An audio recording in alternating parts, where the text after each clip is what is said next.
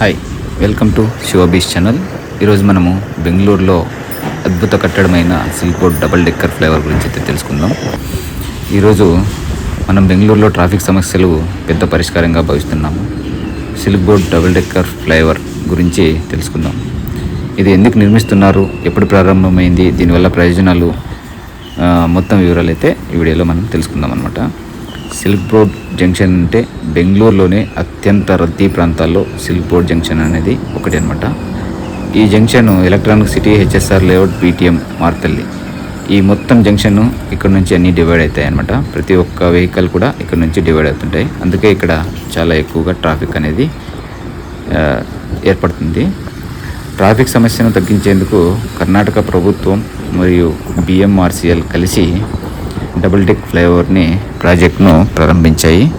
కింద భాగంలో వాహనాల కోసం ఫ్లైఓవర్ ఉంటుంది, అదే పై భాగంలో అయితే మెట్రో ట్రాక్ నిర్మాణంలో ఉంటుంది అనమాట. అంటే ఒకే నిర్మాణంలో రెండు ప్రయోజనాలు అందించబడుతున్నాయి ఇక్కడ.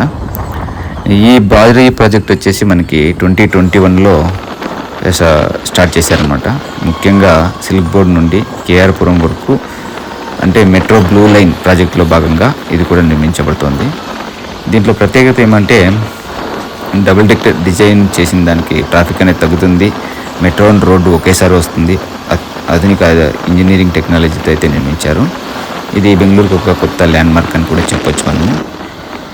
ఈ ఫ్లైఓవర్ కనుక ఏం ప్రయోజనాలు అంటే ట్రాఫిక్ నుంచి టైం అనేది చాలా తగ్గుతుంది, ఎలక్ట్రానిక్ సిటీ ప్రయాణం సులభం అవుతుంది అనమాట, ఫ్యూల్ సేవ్ అవుతుంది, పొల్యూషన్ కూడా సేవ్ అవుతుంది, మెట్రో ప్రయాణం వేగంగా మనకి అందుబాటులో ఉందన్నమాట. Silk board double decker flyover బెంగళూరుకు ఒక మెగా ఇన్ఫ్రాస్ట్రక్చర్ ప్రాజెక్టుగా నిలుస్తుంది. భవిష్యత్తులో ట్రాఫిక్ సమస్యలు చాలా వరకు తగ్గే అవకాశం ఉంటుంది. ఇలాంటివి మొత్తం బెంగళూరులో స్టార్ట్ చేస్తే మాకు తెలిసి ఒక 50% అయితే ట్రాఫిక్ అనేది తగ్గే అవకాశాలు ఉంటాయి. ఈ వీడియో మీకు నచ్చినట్లయితే లైక్ చేసి, షేర్ చేసి, కామెంట్ చేయండి. Thank you for watching. Please subscribe to my channel.